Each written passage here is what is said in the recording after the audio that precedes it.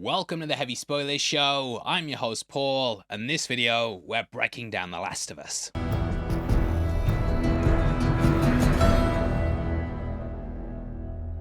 Season 2, Episode 2 has just given us a Joel in 1, and there's a hell of a lot to talk about. The story takes a big swing, and it's a twist that's on par with the Red Wedding. But was Abby right? No, I'll see you later anyway. Huge thank you for sitting through the video. I've been your host Paul, you've been the best, and I'll see you next time.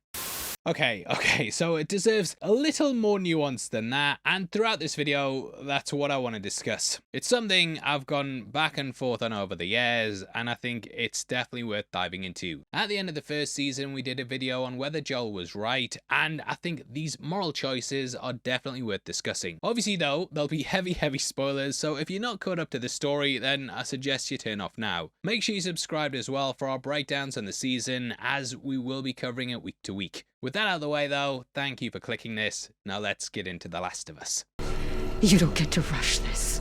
Okay, so Season 2 Episode 2 begins with Abby's nightmare. During it, she approaches the door where she entered to find her father dead. Describing him as having his brains on the floor, it's something that she later dishes out to Joel. We know from the game that she screamed out in agony when seeing him, which is also what Ellie does at the end. So it's a full circle moment. In her mind, she's managed to get the man who killed her father and has finally carried out her quest for revenge. To her, she's killed the most evil man on Earth who doomed humanity to eventually become extinct. However, naturally, people's reactions have been torn. It's almost an echo of what happened when the initial game was released, or well, leaked. As many of you know, Naughty Dog were hacked and major parts of the game were released online. Amongst these was the cutscene of Joel's death, and fans were pissed. Not only had they been misled in the trailers, but it also felt like the company was spitting in the face of fans, and on Joel's corpse as well. I have to admit, I was amongst this crowd and didn't even really want to play it. I even waited a week before discussing the leaks because I wanted to make sure I wasn't giving a knee-jerk reaction. I still thought it was stupid though and was ready to be disappointed. However, I loved the first game, loved it, and then the reviews for the second one came out. This was back when IGN actually used to do good ones and it got a really good score. So some hope remained, but Joel's death still felt like a gut punch. I didn't even really want to continue playing, but I thought, well, worst comes to worst, I'll get revenge as Ellie. So I pushed on and really got into the story. As far as motivations go, it's difficult to deny getting revenge is a big driving factor, especially when I'd spent countless hours of my life playing as Joel. However, there's a massive turning point in the game. Again, spoiler alert, and this will probably be the premise of Season 3, so if you don't want to know, turn off now. You still here? Okay, so at the midpoint of the game, the perspectives switch and you go through the second third as Abby. In the lead up to it, you'd played as Ellie on her hunt, which had lasted for 3 days since Joel's death. You were now playing those 3 days as Abby, so you could see the events from her point of view. When playing it, I felt it killed the pacing and wanted to get back to where the story was.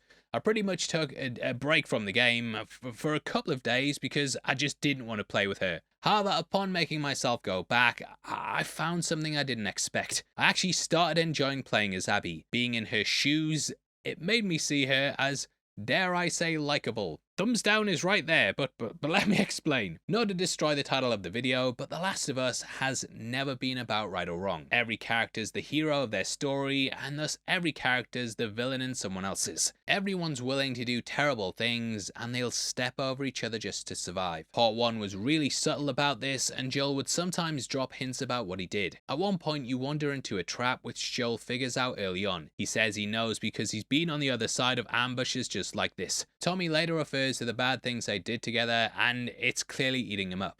Add the rampage at the hospital where he murders an unarmed doctor. Yeah, he might be the bad guy. However, we'd played as Joel, so we understood why he did it. The Last of Us is really about perspective, and that's something the creative team have tried to hammer home. In a lot of ways, Joel and Abby's motivations are similar. Joel was saving Ellie at the end because of his trauma from losing his daughter. On the flip side of this, Abby's actions come from losing her father. Ellie sets out on a quest for revenge, and this comes from the trauma of losing her surrogate father. So it all makes sense, and all put others at risk, and they're basically selfish choices that lead to cycles of violence. Everyone's choice, though, is rooted in grief, and because of this, they feel morally justified. Now, this is actually something showrunner Craig Mazin discussed on the Happy Sad Confused podcast. But this idea of, are you the hero? Are you the villain? How are we supposed to feel about it? Is pervasive, but it's always been there. Even going back to, you know, watching Ellie in the cellar of that convenience store in season one, sort of weirdly, slightly torturing this trapped infected person. There's something dark there. There's also, I mean, Joel beats a man to death with his fists. And we may say, oh, yeah, cool, because you're a hero, except, like, no. That he was not in control of himself. That was uncontrolled, fatal violence. Um, there are aspects, and watching him walk through that hospital at the end of the first season, you could certainly be rooting for him. You could also easily be rooting against him, depending on your point of view. We play around with the it's not even a question of sometimes you're the hero and sometimes you're the villain. The real question we keep asking is that a thing? It's a thing in narrative, but is it really a thing for people? Or is that part of the struggle? Part of the struggle is figuring out whether or not you are doing the right thing.